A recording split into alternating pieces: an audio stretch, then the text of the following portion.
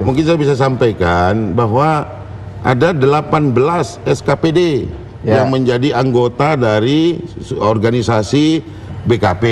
Ketuanya Sekda, wakilnya adalah asisten pembangunan. Nah, setelah mereka ini terbentuk dan di SK-kan oleh gubernur, mereka boleh mengundang para pihak.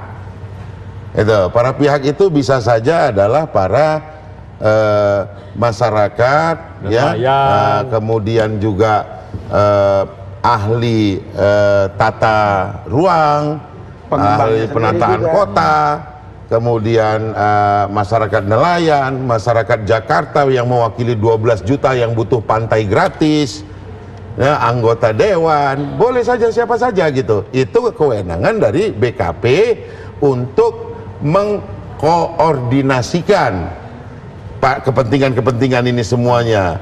Barulah nanti hasil itu dilaporkan kepada gubernur. Ini loh yang menjadi masukan dari seluruh stakeholder dalam nanti menyelesaikan yang namanya Raperda Pantura dan Raperda Zonasi Wilayah Pesisir dan Pulau-Pulau Kecil.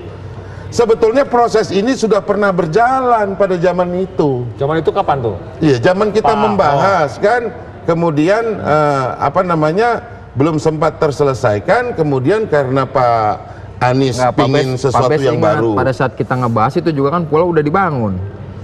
Ya, memang artinya ada pelanggaran. Emang dari awal udah salah kan ini, memang gitu udah disegel juga, walaupun udah dibangun. Sekarang tapi gini, disegel juga. Kalau kita tarik lebih dalam ya, kita tarik lebih jauh. Pertanyaannya, kenapa sih kita harus dukung reklamasi? Emang Jakarta butuh reklamasi? Ya kan pertanyaan jawabannya juga begini nanti Pak Taufik, kenapa sih kita mesti anti reklamasi? Sama juga kan. Kenapa kita mesti dukung reklamasi? Itu sama gitu dia. Kenapa kita harus anti reklamasi? Karena Pak Taufik sendiri kita butuh reklamasi, nggak bisa. Nggak bisa. Karena sudah ada dari tahun tahun-tahun 90 Ancol pun direklamasi. Jadi kenapa kita nggak anti terhadap Ancol? Tahun 95 itu peraturan pemerintah itu bicara tentang revitalisasi dan rehabilitasi. Tidak satupun kalimat yang berbunyi tentang pulau. Loh kok sekarang jadi ada pulau? Loh, begini Pak, perubahan dari laut menjadi tanah timbul itu disebut pulau. Karena reklamasi kan ada reklamasi di dalam ada yang peraturan diklaim pemerintah gitu lah, ada yang tanah yang ada kata-kata awalnya kan dasar hukumnya katakan aturan tahun 95. Oke, aturan 95-nya nggak ada bicara tentang bikin pulau. Saya kalau bicara tarik ke sana memang ini tadi seperti tadi ini hubungan yang menurut saya gelap lagi. Jadi sulit dicari bapaknya siapa gitu kan. Tahu-tahu ada anak aja gitu kan. Dan anak itu minta akte lahir gitu kan. Ada legalisasi. Nah, maksud saya gini, kita bicara fokus saja yang 4 pulau ini. 4 pulau yang akan dikelola, ditata ulang dalam bentuk koordinasi BKP tadi. Komitmen Pak Anies tetap yang 13 itu tolak. Ya ini kan dicatat itu. Pemerintah kesulitan 13 pulau nggak ada masalah itu Pak. Karena itu nerima warisan pulau palsu nih. Iya, dari pemerintahan sebelumnya sebetulnya gitu loh. Selain 4 pulau itu saya juga mendengar, walaupun saya belum pernah turun ke lapangan, banyak masukan ke meja saya itu beberapa pulau selain yang 4 itu ada terbentuk, misalnya dekat KBN misalnya. Saya ada surat masukan di KBN juga ada. Nggak usah jauh-jauh lah, itu Pulau N yang oleh Pelindo juga nggak ada yang musakatik. Ya karena itu ada di wilayah pemerintahan DKI loh. Ya, menurut saya sekarang coba saya minta jawaban dari kawan-kawan yang di DKI ini. Ini pulau ini punya siapa sekarang? Satu. Tuh. Nggak dijawab. Kamu jawab sekarang apa nanti? Coba jawab sekarang. Pulau ini punya siapa? Punya Pemda, punya pemerintah Indonesia kah? Atau punya pengembang? Mungkin saya bisa jawab kali ya.